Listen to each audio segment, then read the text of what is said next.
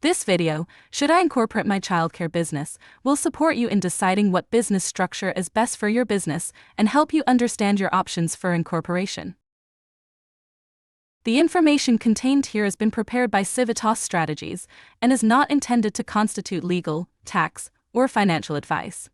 The Civitas Strategies team has used reasonable efforts in collecting, preparing, and providing this information, but does not guarantee its accuracy, completeness, adequacy, or currency. The publication and distribution of this information are not intended to create, and receipt does not constitute, an attorney-client or any other advisory relationship. Reproduction of this information is expressly prohibited. Only non-commercial uses of this work are permitted. When deciding which type of business structure is right for your childcare business, you may have many questions.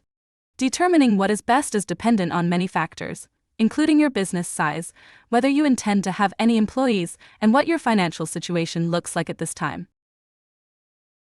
To help you decide, this presentation will walk you through the differences between a sole proprietorship and a corporation and highlight the pros and cons of each structure.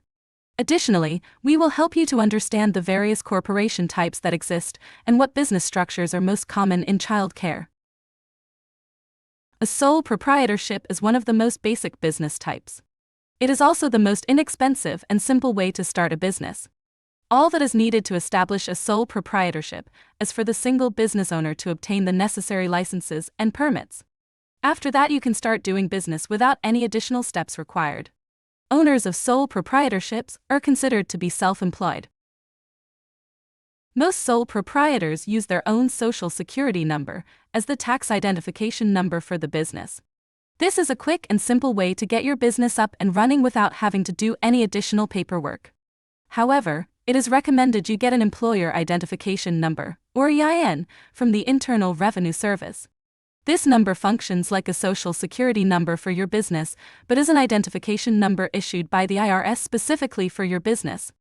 The advantage of an EIN is that it will limit the number of documents with your social security number on them, which can help you to keep your personal identification number safe and prevent it from being misused. Further, a sole proprietor must get an EIN if they wish to hire employees and if they want to open a business bank account, so having one will prepare you for these potential future steps. A sole proprietorship is set up with the owner's full legal name as the business name, but you can also establish a doing business as, or DBA, name to use in your operations. This is a name your sole proprietorship can use publicly and is typically set up through your local government. For example, you may have a sole proprietorship using your own name, but also use the DBA name Happy Bear Child Care in your marketing materials, signs, and other pieces associated with your child care business. Setting up a DBA can simplify how you do your business banking and can allow you to accept payments both to your legal name and to your DBA name. Additionally, creating a DBA can help you to define your business brand, which can be useful in your marketing approach. Regarding profits, a sole proprietorship is considered a pass-through business. That means that the profit from your business, or the money that remains after you pay all your expenses, is included on your Schedule C of your 1040 and will pass through to your personal tax return as your income. Business owners who have a profit on line 31 of their Schedule C are taxed at the self-employment rate of 15.3% and then by their personal income tax rate. It's important to remember that as a sole proprietor, you are the business and the business is you. This means that in terms of taxes and liability, there is no separation between the sole proprietorship and the business owner. For example, if you have business debt, your personal assets are not protected and they can be legally seized if you were to default on a loan. On the positive side, a sole proprietorship is inexpensive to start and maintain each year, and you have full control over all business decisions. A partnership is a business where two or more individuals share ownership. Each person contributes equally in terms of the investments of the business, but also shares the profits and losses of the organization in the same way. Because of the nature of the partnership, involving shared governance, typically there are very explicit processes to address how to resolve disputes, share profits, and change ownership. Partnerships are usually inexpensive to set up, but they also have shared liability and governance. Partnerships are taxed in ways that are similar to a sole proprietorship. They are a pass-through business where all profits flow onto the partner's personal taxes, but instead of a Schedule C, it comes from a partnership, K-1 form. A corporation is a business that has been incorporated, resulting in a separate corpus or body. Whereas sole proprietorship is not separate from the business owner in terms of taxes, liability, and debt, a corporation is a legal entity that is separated from you as the owner. There are undoubtedly benefits to this legal separation between business and business owner, though this comes with some additional effort, such as annual filings and a separate tax return that is needed in setting up the corporation and maintaining it. In terms of liability, your personal property and money are usually protected from outstanding debts of the corporation. In terms of taxes, some corporate structures, like those for the S corporation or non-profit corporations, can provide some tax advantages, which will be discussed in the following section. There are 4 types of corporations you will most likely consider: non-profit corporations, C corporations, S corporations, and LLCs, or limited liability companies. Non-profit corporations are charities, public-serving companies that are not owned by an individual. Instead, they have a board of directors, who are typically not employees, that lead the organization. Non-profits can be difficult to manage day by day, since the director of the corporation will need approval from the board of directors to make key decisions. Additionally, since the organization is not supposed to be operating for the generation of profit, there are several rules about how money must be spent. On the positive side, non-profits are typically exempt from most federal, state, and local taxes and may be eligible for some government and foundation grants. The remaining corporation types are for-profits, meaning that they are owned by people or other corporations and are intended to provide profit for those owners. A sole proprietorship would also be considered for-profit. Most of the large companies you see and hear about are C corporations. The C corporation is owned by shareholders. This structure is easier for large enterprises, since it allows ownership to be transferred through shares. They are also the most complex in terms of their legal requirements and the most expensive to run in terms of administrative fees and taxes. They also suffer from double taxation, that is, the profit from the company is taxed at a corporate rate, and then the owners need to pay additional income taxes on it. For most childcare businesses, the additional efforts of a C corporation in terms of paperwork and taxes will likely outweigh the benefits. In reaction to the complexities of owning a C corporation, the federal government created a small business version, called an S corporation. The S corporation is a separate legal entity from you personally, like a C corporation, but is limited in the number of owners. Like a sole proprietorship, the S corporation is a pass-through entity, which means that any profit you take out of an S corporation flows into your personal taxes, so it is usually a less complex structure to manage throughout the year and at tax time. The structure also means that the corporation itself is not receiving profits, they flow to your personal taxes. Therefore, you typically are not subject to corporate taxation in addition to income taxes. As an S corporation, you can also pay yourself a reasonable salary as a W-2 employee, which does get taxed as wages, but then any profit above this salary is only subject to income tax, saving you 15.3% in taxes. For example, let's say you made $50,000 as a sole proprietor and you're in the 22% income tax bracket. That profit would be taxed at a self-employment rate of 15.3%, or $7,650, and then at the income tax rate of 22%, or $11,000, for a total tax of $18,650.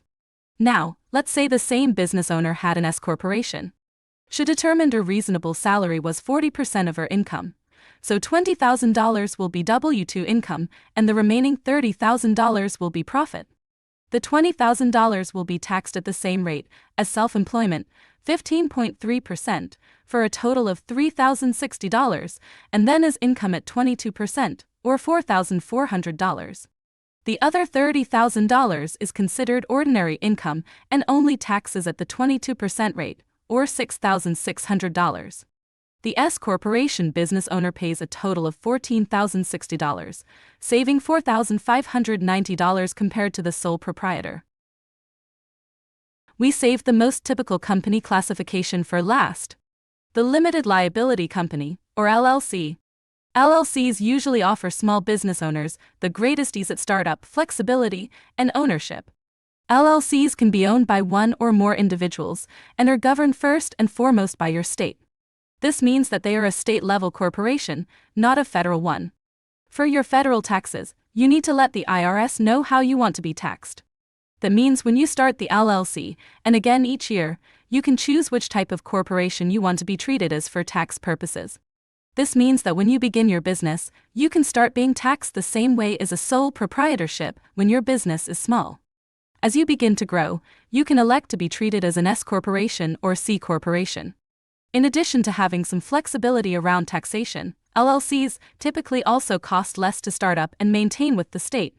Regardless of the type of corporation you are taxed as, with an LLC, your personal assets are protected in the same manner as any corporation.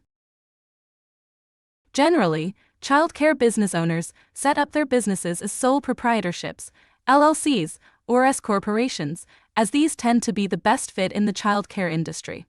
So which one is best for your business? The answer depends greatly on the specific circumstances of your business and your current financial situation. However, we can talk broadly about the benefits of each structure. If you are just starting or are short on revenue and/or time, a sole proprietorship can be a good choice for structure. However, if you have some time and some degree of cash reserves, forming an LLC can start to give you some benefits, even if you just do it as a single-member LLC, or an LLC that files as a sole proprietorship for tax purposes. Starting up an LLC can be relatively inexpensive, typically under $1,000, and many people do it themselves for less, as well as to maintain. Annual filing fees range from nothing to $500.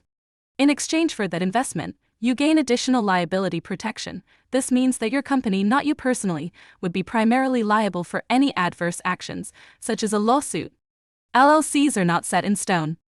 One other advantage of an LLC is that you can change how it is treated under tax law. Put simply, an LLC that is a single member can later elect to be treated as a C or S corporation, and after that can go back to being a single member. To change how your LLC is treated, you need to file a Form 2553 with the IRS by March 15th of the given year. Forming an S corporation can be more costly and time-consuming, and includes the need to file a corporate tax return. However, there can be additional benefits beyond liability protection. For example, an S corporation owner can pay themselves a reasonable wage that is taxed as normal wages, and then treat money above that as a distribution that is profit, which is taxed as income. The result is a lower tax bill in many cases. The IRS doesn't define a specific number for reasonable wages, but it should match similar pay in your area using job postings or similar sources. As a rule of thumb, you need to be able to have $15,000 or more in profit to make the additional costs of an S corporation worthwhile. For example, let's say you make $55,000 a year as a sole proprietor and you become an S corporation. If you find that a reasonable wage is $22,000, that means the remaining $33,000 will be a distribution and taxed at your regular income tax rate, saving you the expense of employment or self-employment taxes. In the example above, the person receiving $55,000 in income as a sole proprietor would pay around $20,245 in self-employment and income taxes.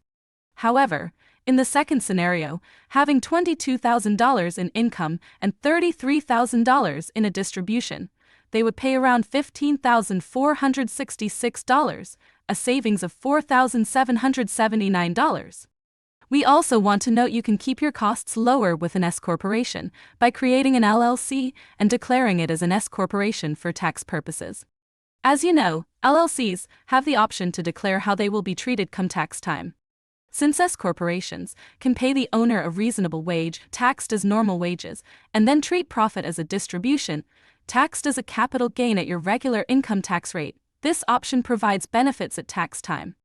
Additionally, the creation of an S corporation can be time-consuming and costly, so creating an LLC that declares as an S corporation can give you similar benefits at a lower cost.